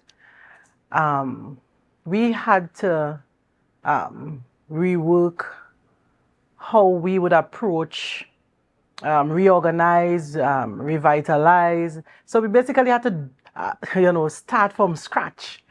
And starting from scratch is never easy, because if you have aging infrastructure, you have outdated old equipment that you had to get rid of in some instances. So you're really starting from scratch and trying to set that platform so that we can consider growth to begin with. Yeah. It would have been easier if I inherited something, that was already blossoming, so you could measure growth. But now you're really at a start. And let me explain. So, for example, the small ruminant sector, that never got any attention, as a matter of fact. So we had to look at this sector in terms of how farmers, farmers would just send down the animals to Trinidad. You'll hear the sheep van blowing outside the house. And so we had to try to stop that and try to keep our prime breeding stock on the island, right? And then encourage farmers to sell their stock, to Tobagonians, right? So that we could have access on the island first. Yeah. We had to train them on how to do specialty cuts in some of the livestock. Yeah. Because, when you're talking about standards, yeah, even for yourself, right? So we had to train them on master butcher training and, all different types of things. So that in itself was a start. And the stations in agriculture, they are demonstration stations. So the division is not designed to compete. A lot of people think that the Division of Food Security should be planting the food. But if we do that, then the farmers will be competing with farmers, and then you have another issue.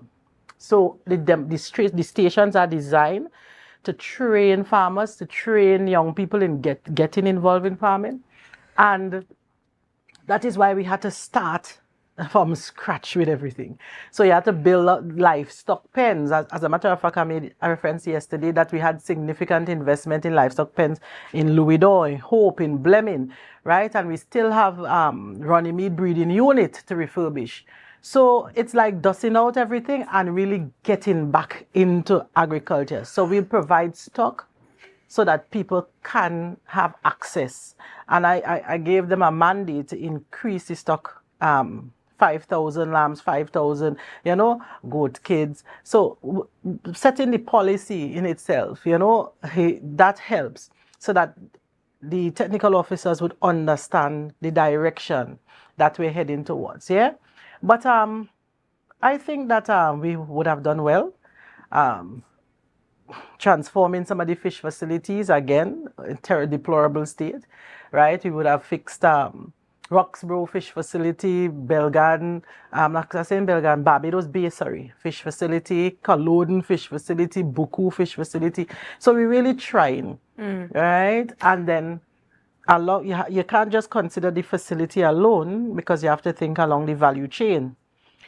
So that is why, yes, I don't know if everyone following the social media page, the Division of Food Security, persons were asking, where is this? They saw a lot of produce and people packing them neatly, and and when you think about it, you don't just plant and then just sell. You need to know post-harvest techniques, when to harvest your crop, so that you don't harvest leafy vegetables during high sunshine, because after you harvest it, they're going to wilt.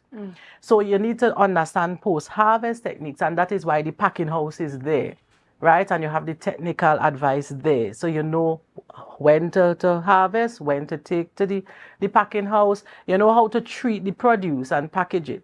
So, I mean, it's a lot to do in agriculture, but we're setting the platform for growth. Yeah? Excellent. And how, I mean, you indicated that when you came in, there was very little success to inherit.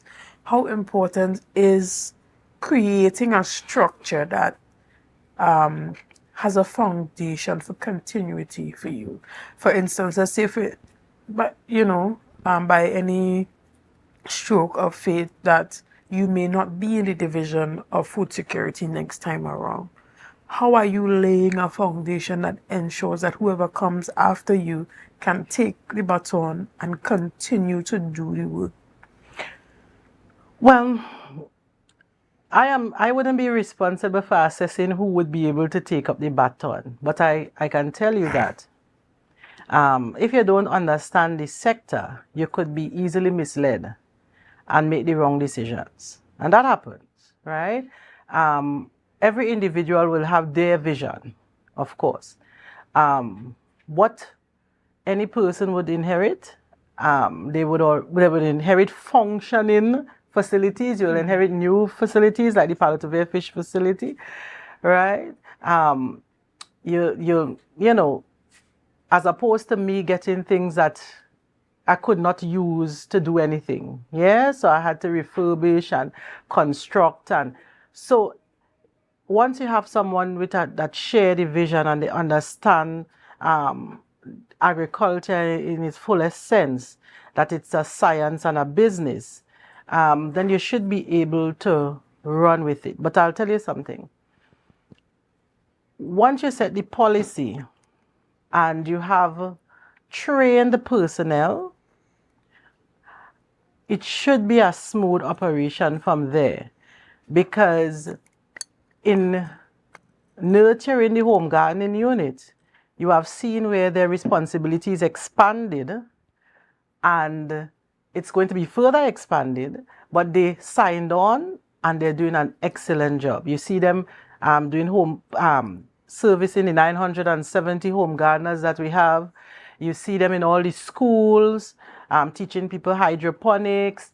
You see the tractor pool being engaged and sensitizing children on the different farm equipment, and you know how the different processes involved in agriculture, like banking and all different types of things with the tractors. So we're kind of familiarizing the public as to how things operate in agriculture, and that in itself is a legacy, right? Mm-hmm. Nobody will fool you.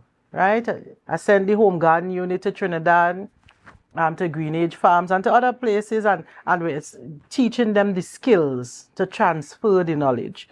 So that's it. So you have to sort of build capacity at the division level, and then knowledge transfer. You're facilitating knowledge transfer. Yeah? But you had a launch for one of your projects under your division just last week, I believe. Say again? Just last week, you had one of those launches under your division for a new program that was in collaboration with TAGS as well. So tell us a bit about that project and how that can be a part of the sustainability initiative as it pertains to, long-term agricultural investment. So what you had, I know everybody heard about the homestead program in Trinidad, and recently one of the ministers, I think it's Minister Watts, would have reported that the project failed in a lot of cases. Those farmers, young farmers, never got lands, no infrastructure, and that's what I'm saying. If you don't think along the value chain, you wouldn't understand that agriculture is more than just giving out land. Because if you give the land, they will now come back to you and say, I have no money to make the investment in terms of doing the roads, in terms of putting down the shade houses, in terms of getting the services like shade house, packing house services, post-harvest techniques, understanding the entire value chain. then it will fail. And then we'll be at the same point where we have been for years, still waiting on farmers to produce. And I know a lot of persons would have been trained to pursue agriculture as a career path. But a lot of us, and I include myself because I also went to the Eastern Caribbean Institute of Agriculture and Forestry. And a lot of us didn't have anything to start with. So you spend a lot of years waiting to start. And that is what we're trying to get, eliminate. So we designed an agro park at Friendship. And the process, we sent out a mega farming link on the different platforms. And we have the technical officers looking at what people currently do, assessing different things. Because you may have land already, you might need technical support, right? But if you don't have land, you might be renting in a space or you might be using someone else's land. And they look at your passion, they assess your passion, how driven you are, right? And they have a whole lot of factors that they look at. And then they decide how the shade houses would be distributed. So it's not just about land, but you're getting your shade house, you're getting access to packing house services right there in the agro park. So there are different things that will be designed there so that you don't have to return to the division to now beg for an access road. Then you come and beg for a grant to put up. You understand? So it's just on and you're never getting to produce. So that is one initiative, right? Among all the other initiatives. So different places would have different types of agro parks. Right. So, for example, Friendship you wouldn't be able to grow fruit-bearing crops, because you have the airport right there, and you don't want to attract birds, because you see what happened to planes when birds go in to shut down the engine. So that project would be specific to leafy vegetables and maybe things like beetroot, things that wouldn't attract wildlife, right? Okay. So corn, herbs and spices project, you would hear Hope Farm, right? In a similar fashion, they'll be doing small ruminants, right? So different areas would have different types of projects. And recently I had a conversation with one of the farmers, I believe his name is Mr. Kun, who is developing his own mega farm project, and I believe that it's in alignment with the vision of the division. And, during your presentation, you would have said how important it is for Tobagonians to have that buy-in to a lot of the development projects that you are doing so that it's not solely weighted on the shoulders of the division, but there's a shared responsibility for development. Correct. And so with that, are these type of, is collaboration happening with these farmers to ensure that, okay, this is our agenda, but you already have resources. You already bringing in world-class equipment, that can benefit us, and training facilities that we can benefit from. What type of partnerships are happening there, to ensure that when we ask people to get involved in development, that we are actually providing the resources to support them when they do? No, a lot of investment seems to be going there. So I believe that is in partnership with someone. And he would have received the tractor services. He would have received excavator services. That is what he would have gotten. And the access roads, right? Because we did 2.3 miles of access roads in that same Belmont-Gibber Gully area, right? His hope is to do poultry farming. I think it's an excellent drive. It's exactly what we want to happen in that space. Whatever technical advice, he knows the relevant officers because he has been in contact with some of our senior personnel there, right? So we have been doing the best that we could for that project. I think what they're asking for, and which we already paid for, so we're just hoping that things would be advanced because we paid for water, for lines to be run in that area, in Corland, right, in different places. And of course, you'll have politics involved there. So what we managed to get Corland completed. So Belmont is on the next schedule.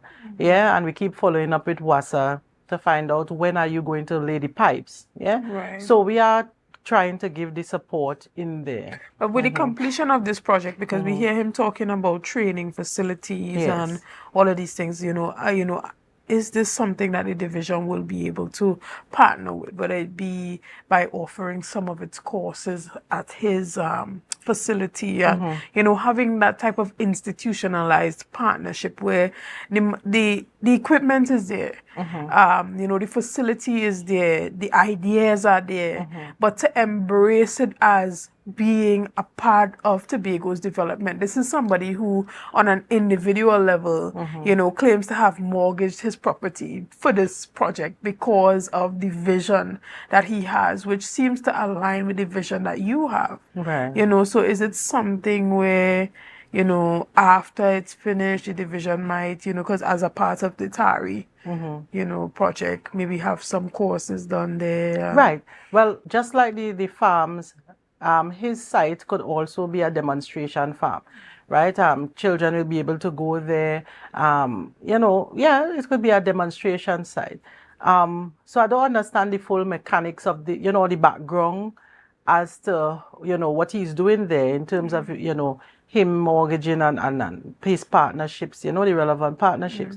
But I know definitely that the services that the division offers, right, he also had access to it and has been accessing, right? And as I said, we are going to provide the necessary infrastructure, seeing that everything was, like we used to say a long time before, behind, to give people land and then they had to come back and beg you for the road and they had to come back and beg you for the lights, right? And which you don't necessarily always have the funding to do so at a particular time, But we have been providing these services as best as we can among other farmers as well, in conjunction with Mr. Kun, Understood. Yes, it's a balancing act.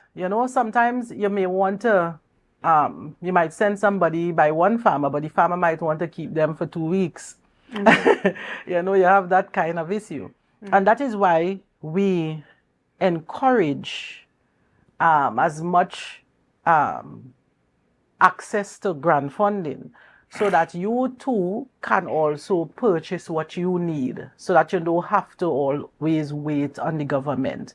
And that is why we separated the commercial farmers from the home gardeners so that we deliver the type of support that each stakeholder would want.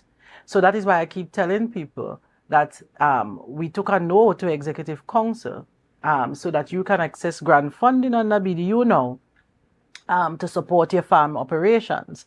And I think the Goodly Secretary also launched a loan program, right, that you can now access.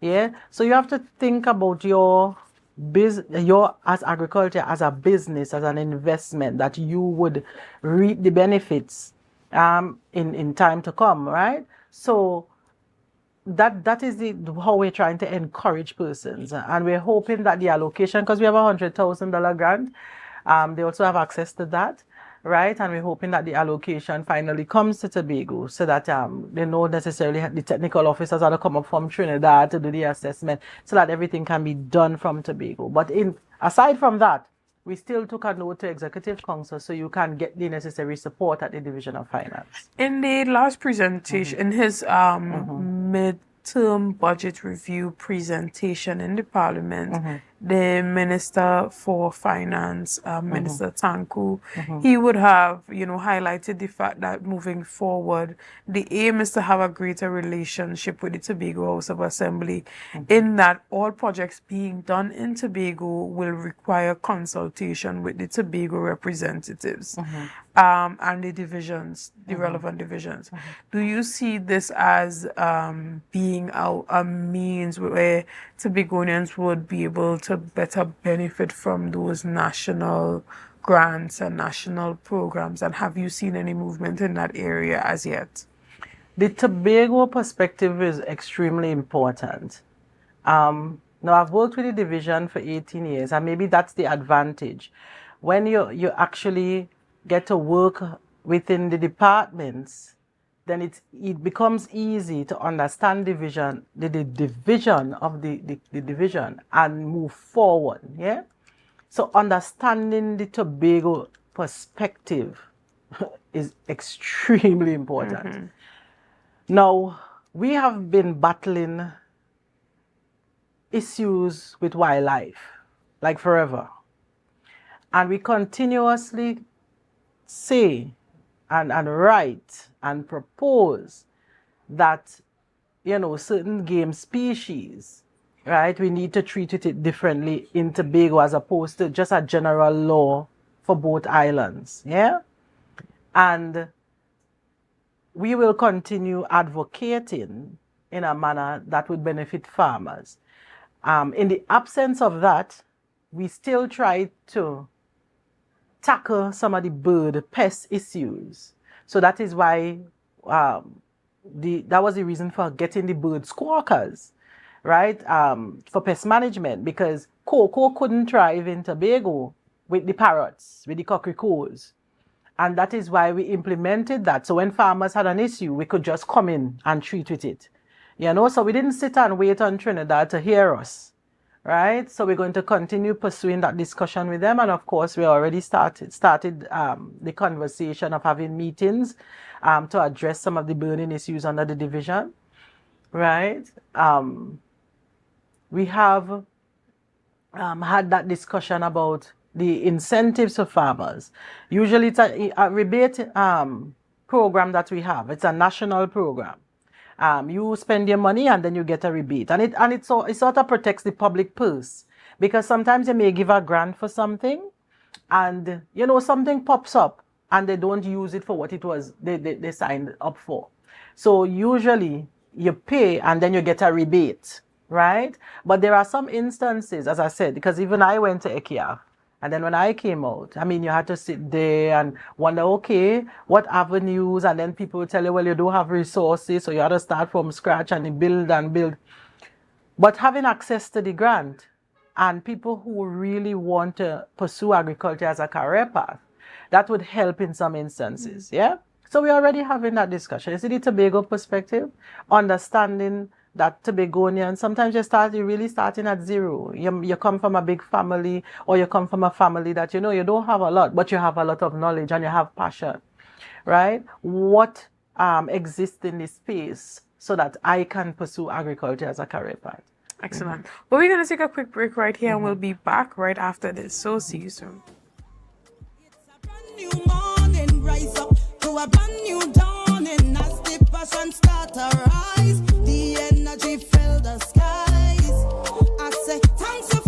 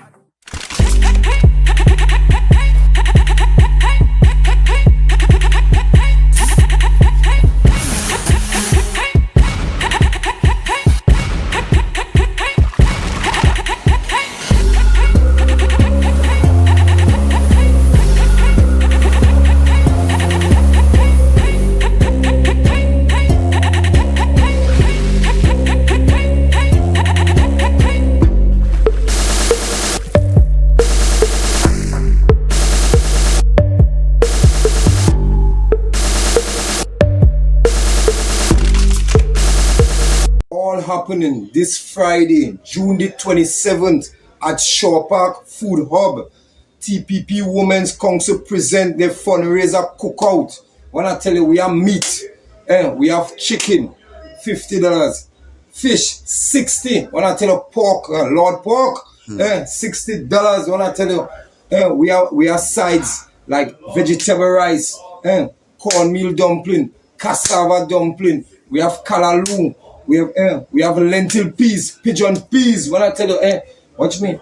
Leave home your back walk with your belly in your hand. When I tell you, and you see them ladies and them, when you hear they cooking that pork, it don't melt in your mouth like marshmallow when you're eating it. When I tell you that pork, the sweet boy, but talk we and buy we out. You know we love that.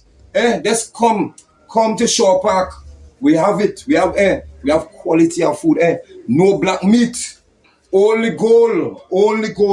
Remember TikTok boss tell all of that.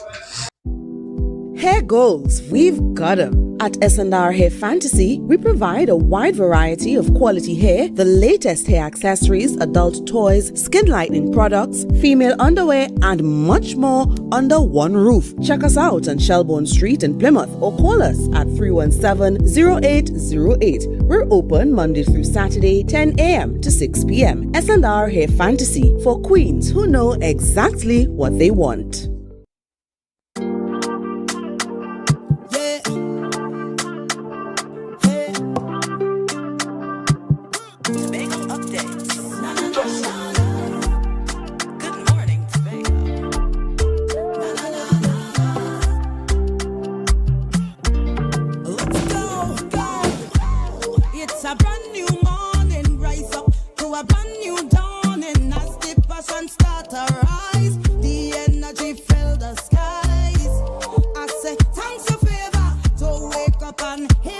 Welcome back to Good Morning Tobago right here on Tobago Updates. This morning I have had the privilege of sitting and chatting in studio with Assemblyman and the teacher Charles Panton, who's also the Secretary for Food Security, Natural Resources, the Environment and Sustainable Development. This morning we've been chatting about a number of developments in the agricultural sector, specifically pertaining to the allocation that Tobago is requesting as it pertains to using agriculture to anchor economic growth. But there's also a number of things happening at the district level in your area. Talk to us about that. Okay. Now, before I get to the district, I want to just point out that we have been doing a lot of work at the division level, at the Tobago-wide level, that Tobagonians should boast about and feel proud of. And these are achievements that we have been, that never been experiencing before, struggling to achieve. Within 3.5 years, we were able to have a breakthrough. And I just want to point out that even though you have members opposite bashing the very Tobagonians that they're hoping to get their support from, they have been doing a remarkable job and pushing forward. And it's a reflection of my personality, that you just keep going regardless of how difficult things could get. So I'm just going to point that out. Being able to export fish, everybody would have understood what TADCO went through in order to become a viable company. And to see that TADCO is now exporting fish to St. Vincent, and they're about to export fish to Barbados, including flying fish. They are negotiating with other countries in the region, and I think TADCO is doing an excellent job. And I want to commend the board, I want to commend the management for doing an excellent job. They have a barrage of products. TADCO used to sell foreign chicken, for example, cheese, everything foreign you could have find in TADCO on TADCO compound. And now you have a one-stop local shop at TADCO where you can get even ice cream that I didn't know existed. I now eat Tobago cassava pone ice cream, right? And it tastes like pone. I love pone. I make pone, right? So you have waffle mix, dasheen cereal, and you have all the local meats, pork, beef, chicken, goat, lamb. You can get it at TADCO. So I want to commend the board and management, and I was really happy to hear that very soon some of these products will be found in duty-free at Piarco Airport. So that means that you would have achieved international standards, yeah?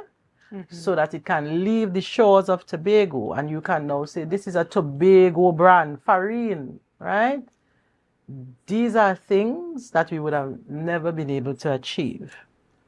So I want to commend the companies, right? TARI, that is the Tobago Agriculture Research Institute, being able to, I used to take a boat and go down to Trinidad. I used to struggle sometimes. I'd come up, do my projects, and then tote them on the boat to go down. Right now, you can study in Tobago and get all your certificates in Tobago, both in agriculture and agro-processing from UTT. Right? So I want to commend, right, that committee as well, that board as well. And TAGS, being able to push for the first Agritech Summit. The first. And I mean, I know we have a lot of archaic operations and people hold on to the traditional type of methods of farming and fishing. But being able to try to push through, right? Because your start was good, but being able to push through so that people can come on board to understand the technologies, that in itself, you should be applauded as well, right? So I want to encourage reforestation, being able to implement user fees across the island, Little Tobago, Botanics, Corland, and very soon the Mainridge Forest Reserve, right? These are things that we would have been struggling for years to do, being afraid to take this step. So you need to commend yourselves, yeah? We can do great things, and that is what we meant by building the greatest city island on the planet. Being able to become creative in a space where that requires creativity, right? Understanding the vision of the secretary, the vision of the administration, and being able to run with it, accepting new ideas, thoughts, being able to be trainable. So I want to commend you, each and every category of worker, right? At the level of the constituency of the electoral district, I try to focus mainly on things that people weren't getting all the time for decades. Bagatelle Bacolet, it's very near to the heart of Scarborough. And we had a lot of areas without lights, Celestial View, Bacolet Point, even Bacolet that people think would be already, don't need a lot of infrastructure.